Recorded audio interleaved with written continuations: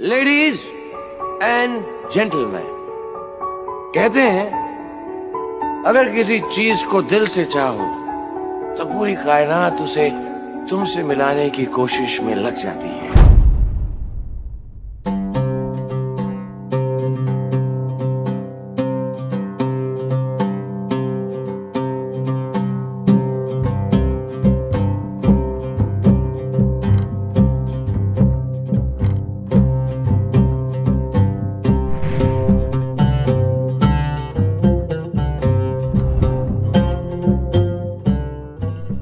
Hello and welcome everyone to Bong beyond borders. আর আপনাদেরকে সকলকে স্বাগত জানাই অরুণাচল সিরিজের আরেকটি নতুন ব্লগে। আমি এই মুহূর্তে রয়েছি ৮৭৫৭ ফিট উচ্চতায় অবস্থিত তাওয়াংয়ে। আর এই মুহূর্তে আমি রয়েছি আমাদের হোমস্টের ব্যালকনিতে। দেখতেই পাচ্ছেন খুব সুন্দর সূর্য উঠেছে, সূর্যের তাপটাকে নিচ্ছি। আর এই সময় টেম্পারেচার হলো -3 ডিগ্রি সেন্টিগ্রেড। আর আমি যখন ঘুম থেকে উঠেছিলাম 5:30টার দিকে, সেই সময় টেম্পারেচার ছিল -6 ডিগ্রি সেন্টিগ্রেড। তাই কম্বল ছেড়ে বেরোনোর কোনো ইচ্ছাই হয়নি। তো এখন একটু ব্যালকনিতে এলাম, কারণ খুব সুন্দর সূর্য উঠেছে, সূর্যের তাপটাকে নিতে। এর আগের ভিডিওতে আমরা গেছিলাম সেলা পাস এবং জাং ওয়াটারফলস।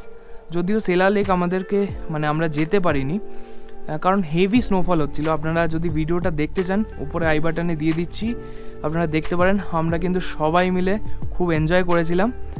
আর আজকে আমরা যাব তাওয়াংয়ের লোকাল সাইট সিন করার উদ্দেশ্যে। কিন্তু এই লোকাল সাইট সিন করার আগে আপনাদেরকে এই হোমস্টেটা একবার ঘুরিয়ে দেখাই, আর এখান থেকে কীরকম ভিউ পাওয়া যায় সেটাও আপনাদের সাথে শেয়ার করি। তো চলুন হোমস্টের ট্যুরটা করা যাক। আমরা তাওয়াংয়ে এই হোমস্টেতে ছিলাম এবং এই হোমস্টের নাম হলো সোনাম সমু হোমস্টে। এই হোমস্টেটা আমরা বুক করেছিলাম ইজি ফিজোর ওয়েবসাইট থেকে। আর এই হোমস্টেটা এখন আপনাদেরকে ঘুরিয়ে দেখিয়ে দিই। যদি আপনাদের মনে হয় তাওয়াংয়ে এলে এই হোমস্টেতে আপনারা উঠবেন, তাহলে ডেসক্রিপশানে আমি লিঙ্ক দিয়ে দেবো, সেখান থেকে বুকিং করে নিতে পারেন। কিন্তু একটা জিনিস আমি মেনশন করে দিই, এখানে খাওয়া দাওয়ার যে পরিমাণ দাম, তার তুলনায় খাওয়ার টেস্ট কিন্তু অতটা ভালো ছিল না। কিন্তু এই হোমস্টে সব থেকে ভালো জিনিস হলো এখানকার ভিউ। যে কোনো হোমস্টে থেকে এরকম সুন্দর ভিউ পাওয়া সত্যিই কিন্তু ডিফিকাল্ট।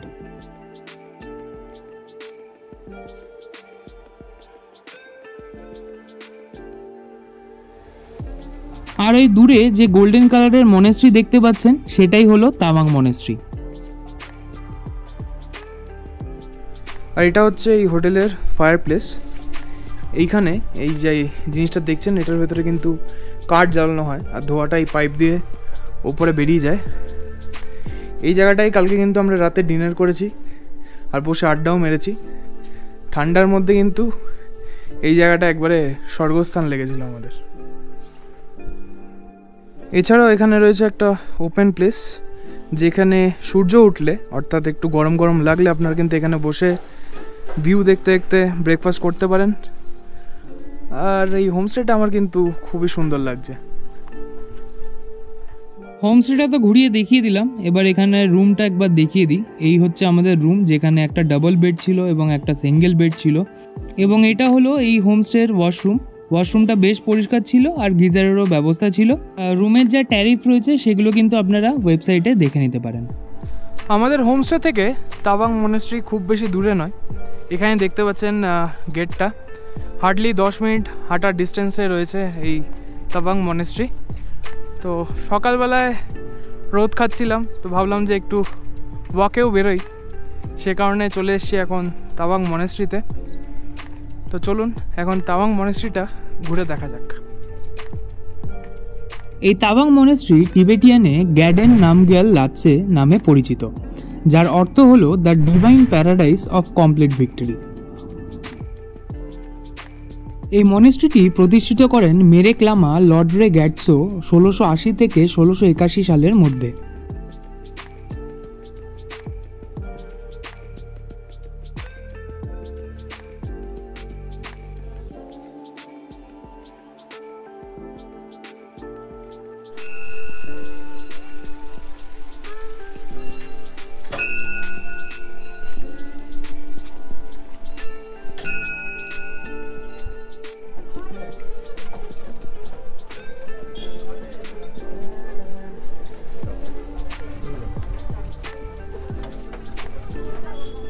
এই মনেস্ট্রিটি 3 তলা বাড়ি সমান উঁচু এবং এর চারিদিকটা 925 ফিট উচ্চতার কম্পাউন্ড ওয়াল দিয়ে ঘেরা।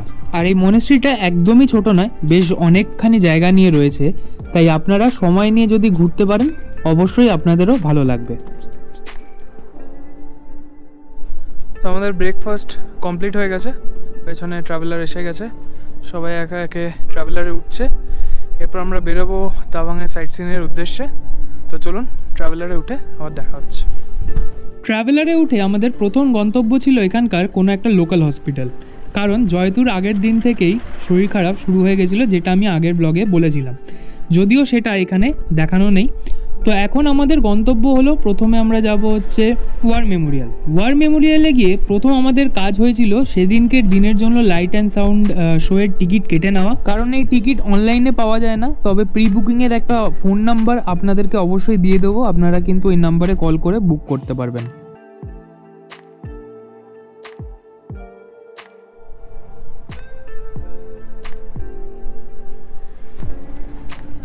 তাওয়াং মনেস্ট্রি ঘুরে এখন আমরা এসেছি তাওয়াং ওয়ার মেমোরিয়ালে।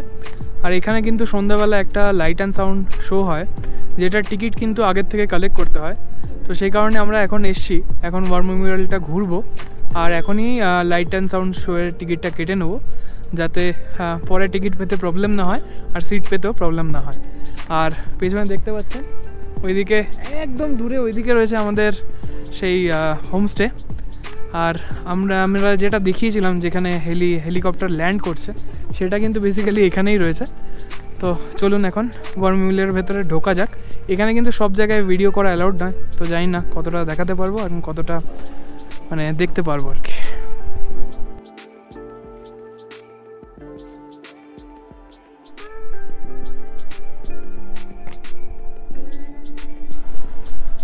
তো আমার পেছনে এই যে হলটা দেখছেন, এখানে কিন্তু লাইট অ্যান্ড সাউন্ড শোটা হবে। আর আমরা এসে জানতে পারলাম যে এখানে কিন্তু প্রি বুকিং করা যায়, যার নাম্বার আমি এখন আপনাদেরকে দিয়ে দিচ্ছি। আপনারা যদি আসেন তাহলে ফোন করে প্রি বুকিং করে নিতে পারেন। আমরা এলাম, অনেক রিকোয়েস্ট করার পর আজকে আমাদের বুকিংটা নিল। আমাদের শো আছে রাত 8টা থেকে, 30 মিনিটের শো হবে। তো এরপর আমরা লাঞ্চে যাব, কিন্তু লাঞ্চের আগে হয়তো ওয়ার মেমোরিয়ালটা ঘুরে দেখব, তারপর লাঞ্চ করে বুদ্ধা পার্ক গিয়ে আবার আমাদেরকে এখানেই ব্যাক করতে হবে। 1962 সালে সাইনো ইন্ডিয়া ওয়ারে যে ইন্ডিয়ান সোলজাররা শহীদ হয়েছিলেন তাদের স্মৃতি উদ্দেশ্যে এই ওয়ার মেমোরিয়ালটি তৈরি করা হয়েছে। আর এখানে এলে সেই যুদ্ধের বিভিন্ন ইতিহাস আপনারা জানতে পারবেন, আর আপনারা হাতে সময় নিয়ে এলে ধীরে সুস্থে শান্তিতে ঘুরে দেখতে পারেন এই ওয়ার মেমোরিয়ালটি।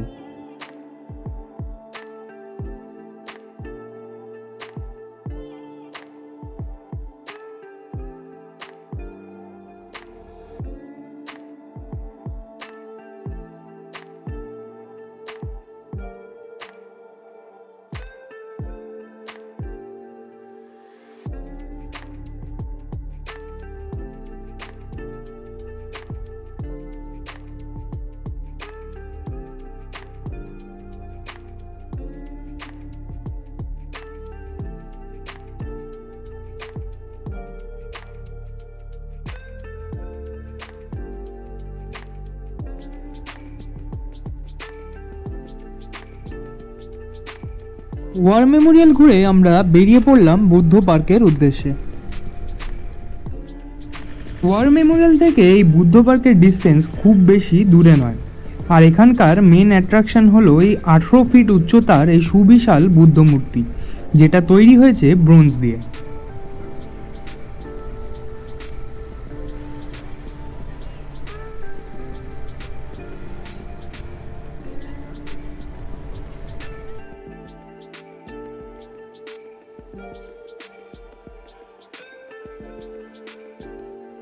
এখানে এলে আপনারা সমগ্র তাওয়াংটাকে খুব সুন্দরভাবে দেখতে পারেন, যদি না আকাশ মেঘলা থাকে।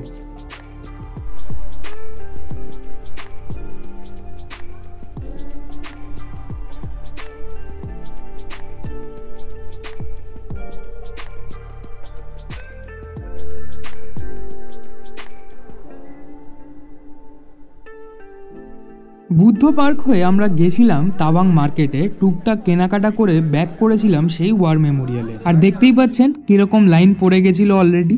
আর আপনাদেরকে এখন দেখাবো সেই লাইট অ্যান্ড সাউন্ড শোয়ের কিছু ঝলক, যেখানে 1962 সাইনো ইন্ডিয়া ওয়ারের প্রেক্ষাপট এবং তাওয়াংয়ের লোকাল মানুষের জীবনযাপন এবং তাদের কালচার সম্বন্ধে খুব সুন্দর বর্ণনা দেওয়া হয়েছিল।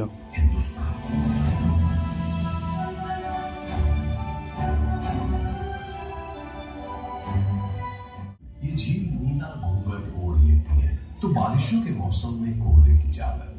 अक्टूबर के महीने में फूल इसके लिबास में रंग बिरंगे गोटे टांगते हैं तो सर